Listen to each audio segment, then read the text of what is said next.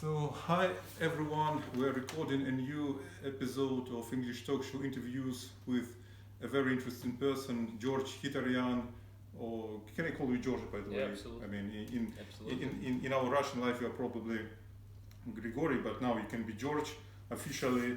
Nice to see you, Alibek. I've known you for such a long period of time, and it's a pity we didn't socialize a lot before. We'll catch up. Yeah, It's okay. we'll definitely catch up. And now we are starting our interview. As you probably know, I ask some questions. So, what can you say about yourself? Who are you? And what do we need to know about you as a person? Well, what I need to know, do you need to Louder, know? louder, please. What do you need to know is I'm an entrepreneur here in Rostov. I have a medical business. I also have some educational projects that I run.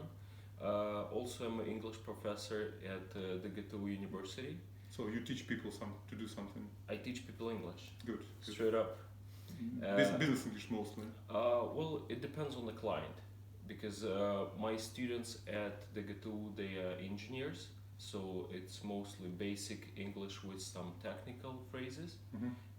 But with my private clientele, it's mostly business people. Yeah, I it's see. business English. Yeah. Any hobbies?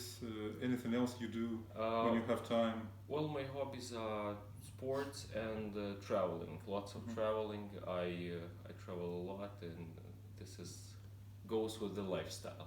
Okay. So could we say that English language feeds you? I mean, it helps you to make money. And Well, it makes what is that- your relationship with English language in general? a very tight relationship because I've been speaking English my whole life Mhm. since I was 6, I can say, and I lived in the United States and Canada, so I relate to myself as a native speaker. Mhm. Yeah, your English And, is very good, I can tell you. Thank you. And it feeds me now because this is a part of my business now, a part of the job. Mhm. And just imagine, George, that under some magical circumstances you are the Minister of Education of Russia or something else, and you are responsible for promoting English in Russia as a second language. And you have unlimited resources, you have unlimited power to do that. What would you do? Well, I would do the same as I do now. I teach people real English. So my concept is no textbook, no boring exercises. It's mostly speaking English and listening for some videos, Mhm. watching film, discussing that, stuff like that. So it's engaging and it's interesting. For example, if a person is a businessman, I give them like business videos and we discuss them. And if he's an engineer, I give them some technical stuff, Mhm. so they feel interested in what they're watching and what they're discussing. Yeah, I like your approach. I also try to be quite practical, as you can see. And George, I have to ask this question because I'm sure some people who know at least something about you will be interested. You are a son of a very well-known and a highly professional Rostov surgeon, a doctor. How does it affect your life, and does it make you more responsible? Thank you. Well, yes, I guess it does make me more responsible because our name is more recognizable. Yeah. And your father, Alexander and- Khitaryan, Thank you. is a very important person in this city and Thank you. well-known person. Well, I have great relationships with my father, and I see him as my friend mostly. When I became adult, he treats me like a friend, and yes, so it's great to have him. But does it reward you with more responsibility? I mean, you are supposed to be more responsible. You are supposed to be more tolerant to people because what you do affects the image of your father, the image of your family. Well, a little bit, but I'm a pretty well educated and well-adjusted person, Mhm. I could say. So that's never been a problem for So me. you prefer not to think too much about it, probably. Yeah, but it certainly gives me a big high benchmark. Yeah, that's Yeah, what I mean. that's Sorry, I want to absolutely- make sure that everything works. Yes, everything works.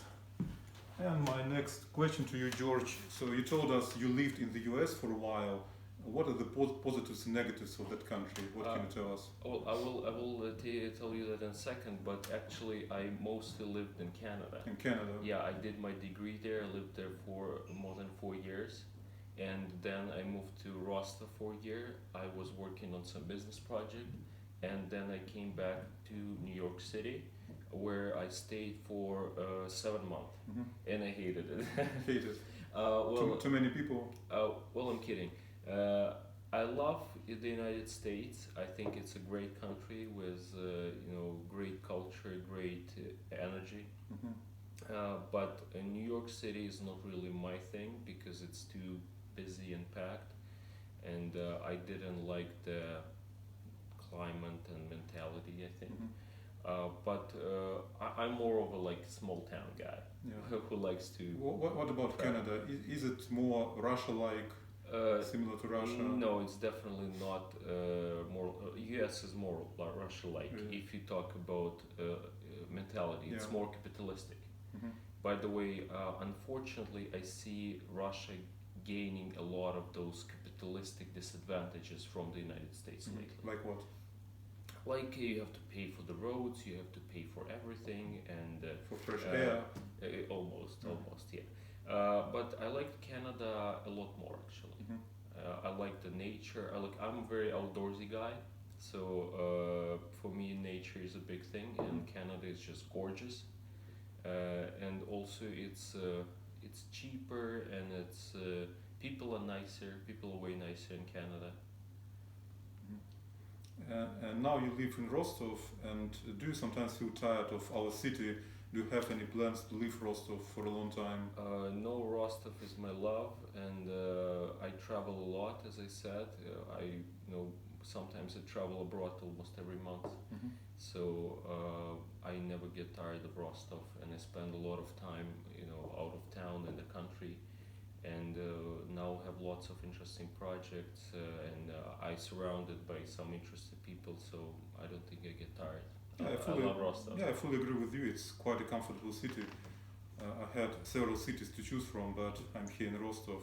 I've been living here. No, actually, one complaint that I have is that some of the people are being a little bit impolite and underdeveloped.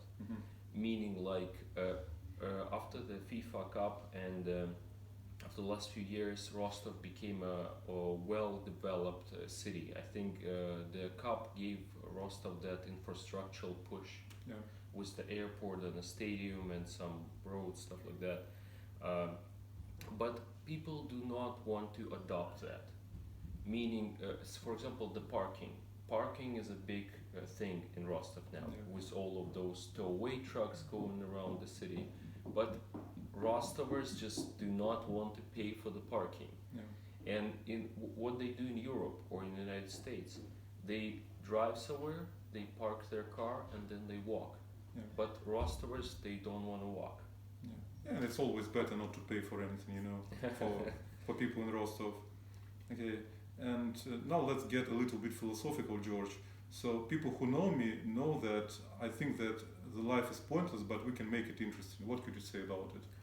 Does your life make sense? Do you need any meaning in life? Well, yeah, absolutely. But I'm a hedonist mostly, so Say again? I'm like a hedonist person, Hedonist. hedonic person. So I. Does it mean you like yourself? I mean, you live for yourself. Yeah, absolutely. I like my life. Yeah, and so I think this is the meaning. Enjoying your life. Enjoy your life. Yeah. But if you can do something good for the world, yeah, absolutely, go for it. Does it make you a selfish person? A little bit, yeah. A little bit. Yeah. I think it's absolutely natural to be it's selfish not, a little it's bit. Not shameful. I mean, it's your life, and you're supposed to make it interesting. And of course, we don't have a business interview. I mean, a job interview now. But anyway, do you have any ideas about your life in 10 years? What is it going to be like? Well, unfortunately, it's impossible to predict what's going to happen, and I learned that for the past few years. When I was younger, when I was in high school, I thought that you can plan everything. I will do that after university. I do that after I graduate, but you can never plan. You never know. Especially in Russia, when you are an entrepreneur. Yeah. So my advice or my approach is you should feel yourself. So if you're doing something and you think it's right and you like it, you should develop that. You should go for it in that direction. But if you feel that it's not working or you don't feel satisfied from it, just quit it. Mhm. Just quit it. Do not, we only live once, so do not try to do the thing you don't like. Yeah, what you're saying about, I usually call your connection with reality. Yeah, I mean, absolutely. Yeah, that's another thing I don't like about Rostov, is that people they do not feel the reality. They all wait for some magical promotion or some magical business that they will start just like that. That doesn't happen.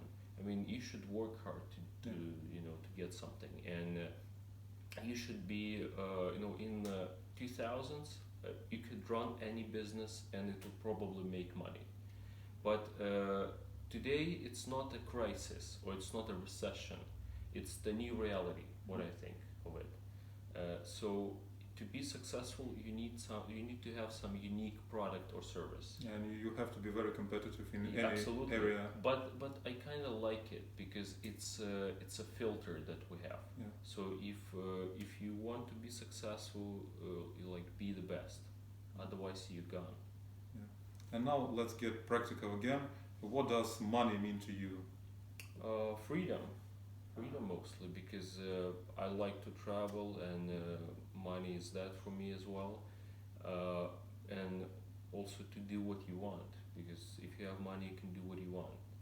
And when I was younger, maybe it was more about things for me, but I guess when you grow up, you want more experiences and you want more freedom, and not just buy a more expensive jacket or car or whatever. But still, don't you sometimes feel that you pay a very high price for the money you earn? I don't know, maybe you work too much, you don't see your family enough earning your money, anything like that? Well, sometimes I think that I don't make enough money, but I always have my free time because I'm a person like that. So I always spare some time for my family and for my personal stuff, and I'd rather make less money or something, but I would still spend the weekend with my family and stuff like that. That's very good if you have this work-life balance in your life. Well, I'm self-employed pretty much, so I can do whatever I want. So you belong, you belong to yourself, but at the same time, many entrepreneurs say that making business, you don't belong to yourself. I mean, you are working 24/7. Does it happen to you?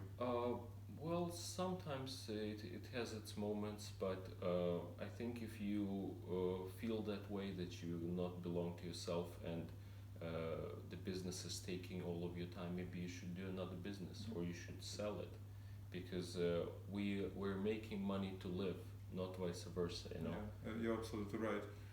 And maybe you have some questions to me, why I do it, about the universe, about me. Any questions you want to ask?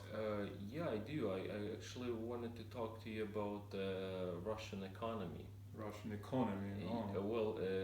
For example, if you're talking about Rostov, do you have a lot of people who are complaining to the economy, complaining that it's there is a recession going on? But then you go to the restaurant and it's packed all the time. How come? Well, people still probably have some savings, I don't know. And when I worked in finance, you probably know I was a stockbroker, so businessmen always complained that their business wasn't so good, they had some difficulties working with the government, etc., that they couldn't make enough money. Well, people are always complaining, but maybe there are some people who can still afford going to expensive restaurants. I don't know. I didn't know that you quit. I quit some time ago because I felt that I was fed up with the financial industry. Now I work as a project manager in IT. Oh, nice, good. Yeah, it's very interesting. So it's hard to say something particular about the Russian economy, about the economy of entrepreneurship in Rostov, but I'm afraid that the best case scenario for Russia is that everything will be like today in the nearest future. I mean, I don't have so much hope that the economy, the GDP growth and everything will become positive. really. There are not so many reasons to think so because, Well, well, but if what if we do some governing more accurate? You know, if we do some financial planning smarter, I think we can develop our economy. For example, if we spend less on the military and the police and spend it on the infrastructure and high technology. well, we can do so many things better. You personally, I'm sure you could be the minister of something, I don't know, education, infrastructure, whatever. But you know how people get their power in the government. So, well, I don't want to talk about politics a lot, but Russia is a very complicated country, as you know, and I just hope that we need some time and we'll be able to live this time without any revolutions, and maybe in 10, 20 years we'll have a new generation of politicians who will at least approach the economic growth properly and everything, but now we can just hope. And maybe as an entrepreneur, you don't want to hope, you want to act. So for you, the best course of action is just to act. I mean, you are responsible for your business, you are responsible for your family. In your family, you have your own economy, and the more happy families we have in Russia, the better economy will become. Absolutely, absolutely. But I'm integrating more towards education lately. I actually feel it more satisfying than business sometimes. Yeah. Because you know in business you always have someone who's unhappy. Someone say that they pay too much. Someone said that they didn't make enough money. Someone is not satisfied with their product or service they got. But with the education, it's more honest. Yeah, So and it's, it's basically a win-win situation Yeah, exactly. because you share your knowledge. But could you say that your educational projects are non-commercial, or you still manage to make some money? Well, absolutely, 100% commercial. Commercial. Of Ah, that's course, good. yeah. That's very good. Because when people pay for something, they will appreciate it They more. value more. Yeah, Yeah. they get more value. Yeah, no free riders. Yeah, that's true. Anything else you would like to talk about? Any questions? Yes, I wanted to ask you about the English club. So tell us about that. Well, some people know that my English club exists for more than 7 years. It's a very non-commercial but still valuable project for me. It's a very important part of my socializing. It's a pity you haven't been to my English talk show yet. Hopefully you will attend someday, some Tuesday. So as I told you, it's not my work, but it gives me so much energy, and I can tell you it helped me survive. It helped me to survive for so many years because I struggled at my previous jobs. I had some difficulties, but my English club gives me so much energy, and I meet very interesting people, and I even have this word. I call them English talk show compatible because they're very interesting. We share some common values, being from different industries at the same time. So it's a very interesting project for me. Maybe someday you'll become a part of it. Who knows? Okay, thank you. Yeah. And anything else you'd like to say to our viewers? Again, imagine that you are the minister of something and you want to promote English. So can you address our audience saying something? Well, just answer a very simple question. And I'm asked this question from time to time by my relatives and other people. Imagine an average person living in Rostov, and he or she says, "Oh, George, why the hell do I need English in Rostov? I just go to my work. I don't travel that much. Why do I need English?" So say something about it. Well, I would say to that person, why don't you travel more? Because I think of the world as a very small place. And I don't think that people should be limited to cities or countries. And if you know English, it gives you that freedom. If you're an engineer, you can attend a conference in London or New York City or Sydney, and it can give you some push for your career. If you do business, if you know English, you can do business internationally. If you're a doctor, same, you can attend the conferences. So it gives you highest standard of professionalism. So I think English is what everybody needs to be internationally successful person. Mm-hmm. So not Spanish, not Chinese, English. Well, actually, I've learned German and I was pretty good at it in high school, and I learned some Spanish, and I tried to learn Chinese. Actually, I guess that. Was it difficult? It was horrible. Yeah, Yeah. It lasted for like 2 or 3 weeks, So and then I you quit. dropped it. Yeah, I dropped it. It was, but Chinese are trying so hard to learn English, so there will be a shame not to just take advantage of that and speak English with them. And same with Spanish. Unless you go to some Latin American country, you can still speak English in Mexico or Spain. So I guess English is more universal. Yeah, and I can tell you, I really adore English. It's very flexible, but still, I really believe that English is so structured that it looks like a programming language for robots. What do you think? I don't. I disagree actually, because look at the old Hollywood movies, like Martin Scorsese movies. English gets so many, depths into it. You just need to. So many shades. Yeah, exactly. So you just need to You know can how to you can use express it. everything actually, and Yeah, and you can hide so much in the text, because in English many words have different meanings, and you can express everything and hide some secret meaning in your text. and even English is very emotional. Yeah, so it's very good for love letters, well, it's good for everything, Yeah. if you know it. Yeah. George, thank you so much for coming. Thank I really you. appreciate your participation in our interview, and hopefully someday, I'm not sure that this Tuesday, but someday you will attend our English Club English talk show, and I give you this free voucher for staying at Zifferblatt for one day. Maybe Thank you. you will use it someday.